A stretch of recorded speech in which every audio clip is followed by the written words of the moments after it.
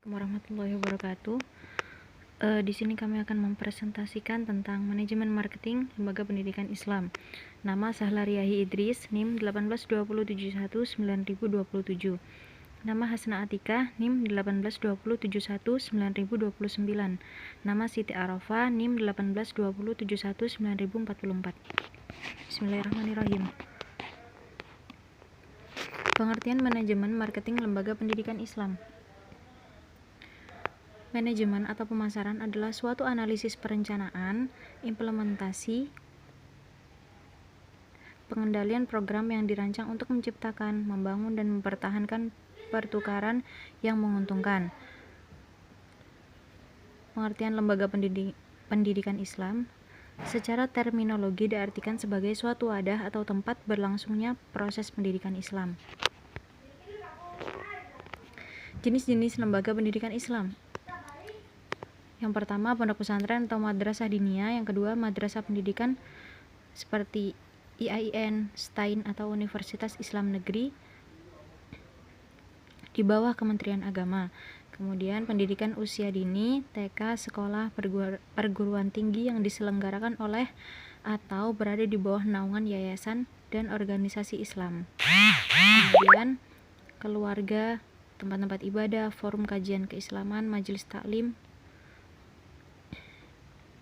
Selain dari lembaga pendidikan Islam, ada pula lembaga pendidikan yang bersifat umum namun menyelenggarakan pendidikan. Konsep manajemen marketing lembaga pendidikan Islam. Konsep manajemen ini yang pertama harus berlandaskan Islam. Maksudnya di sini konsepnya berkonsep syariah atau pemasaran lembaga pendidikan dalam Islam. Kegiatan dan aktivitas manusia tidak boleh melanggar dari aturan yang telah disyariatkan oleh ajaran Islam. Kemudian yang kedua, mempunyai sifat yang disiplin. Nah, maksud di sini disiplin adalah disiplin sesuai dengan nilai dan prinsip syariah Islam. Kemudian sesuai dengan ajaran dan syariat Nabi Muhammad SAW, harus berdasarkan dengan konsep keislaman yang telah diajarkan oleh Nabi. Kemudian karakteristik konsep marketing lembaga pendidikan Islam.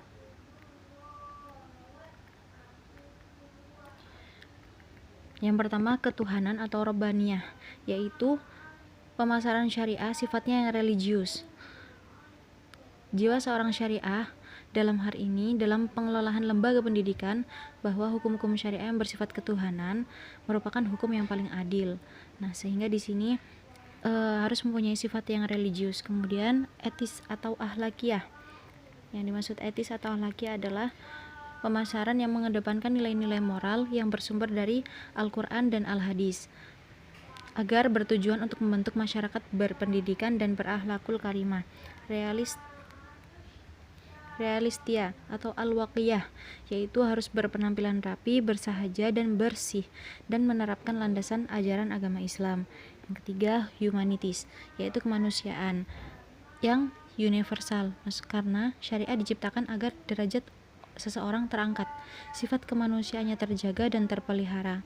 Posisi lembaga pendidikan Islam dan konsumen dalam hal ini berada derajat dan tingkatan yang sama. Selanjutnya adalah tujuan manajemen marketing lembaga pendidikan Islam, yang ada 5 poin. Yang pertama, memberi pemberitahuan kepada masyarakat mengenai suatu lembaga pendidikan. Yang kedua, meningkatkan keinginan dan rasa tertarik masyarakat terhadap lembaga pendidikan. Yang ketiga, membedakan suatu lembaga pendidikan dengan lembaga pendidikan yang lain. Yang keempat, menunjukkan bahwa yang ditawarkan suatu lembaga pendidikan memiliki penilaian lebih kepada masyarakat. Maksudnya di sini, manajemen marketing akan menunjukkan kelebihan apa saja yang dimiliki oleh lembaga pendidikan dibanding dengan lembaga pendidikan yang lain kepada masyarakat. Selanjutnya adalah eksistensi lembaga pendidikan menjadi stabil dan bermakna bagi masyarakat.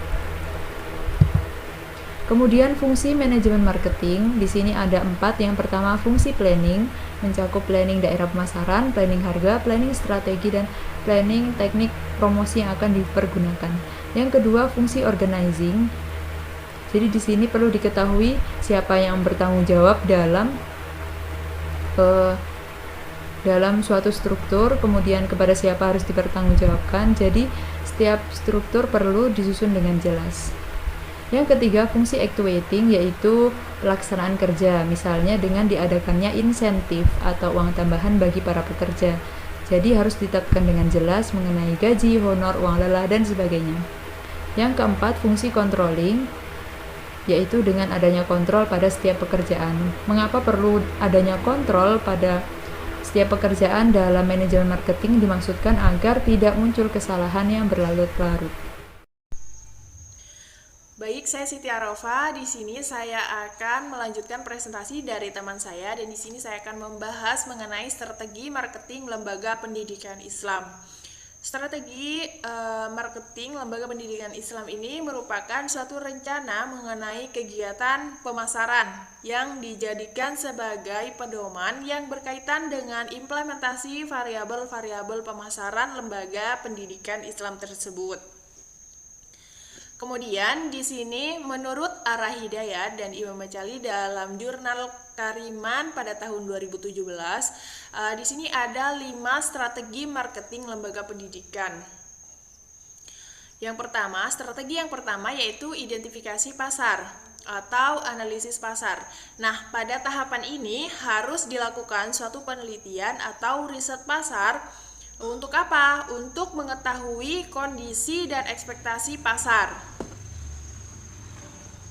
termasuk atribut-atribut pendidikan yang menjadi kepentingan konsumen pendidikan Islam. Kemudian strategi yang kedua yaitu segmentasi pasar.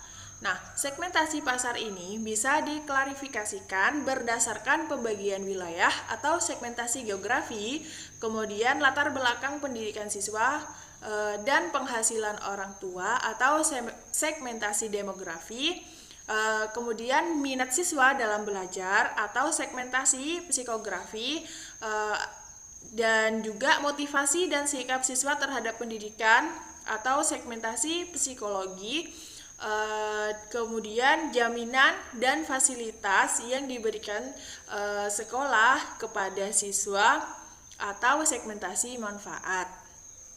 Kemudian di sini strategi yang ketiga yaitu positioning. Jadi positioning ini merupakan upaya dari lembaga pendidikan dalam menciptakan produknya itu menjadi berbeda atau unik dan memiliki keunggulan dibandingkan dengan pesaing yang lain. Jadi di sini lembaga pendidikan itu berusaha untuk menciptakan suatu keunikan atau value tersendiri dari lembaga pendidikan Islam itu. Nah, itu harus dimiliki oleh lembaga pendidikan Islam. Nah, supaya apa? Supaya bisa memperjelas dari produknya itu sehingga bisa menarik minat dari calon peserta didik gitu. Nah, misalnya suatu madrasah itu bisa memiliki citra sebagai lembaga pendidikan Islam yang mencetak generasi Islami, kemudian pendidikannya itu berkualitas dan juga memiliki mutu yang baik, serta sarana dan prasarananya yang lengkap dan juga memadai. Apa artinya lengkap jika tidak bisa memadai? Nah, sehingga dari citra yang dibentuk oleh lembaga pendidikan Islam tadi itu berperan untuk mempengaruhi sikap masyarakat terhadap lembaga pendidikan tersebut dan bisa mempengaruhi calon peserta didik dalam memilih lembaga pendidikan Islam. Kemudian strategi yang keempat yaitu komunikasi pemasaran lembaga pendidikan Islam. Jadi komunikasi pemasaran lembaga pendidikan Islam ini merupakan suatu proses penyampaian pesan mengenai lembaga pendidikan Islam tersebut dari sumbernya langsung kepada penerima pesan melalui saluran-saluran tertentu, baik secara langsung maupun tidak langsung. Kemudian strategi yang kelima yaitu pelayanan lembaga pendidikan Islam. Jadi pelayanan dari lembaga pendidikan ini bertujuan untuk memenuhi kebutuhan atau memenuhi kepuasan dan harapan dari pelanggan. Dan di sini lembaga pendidikan Islam itu bisa memberikan seperti testimoni-testimoni dari alumninya sendiri gitu misalkan. Baik, sekian presentasi dari kami, kurang lebihnya mohon maaf. Terima kasih. Assalamualaikum warahmatullahi wabarakatuh.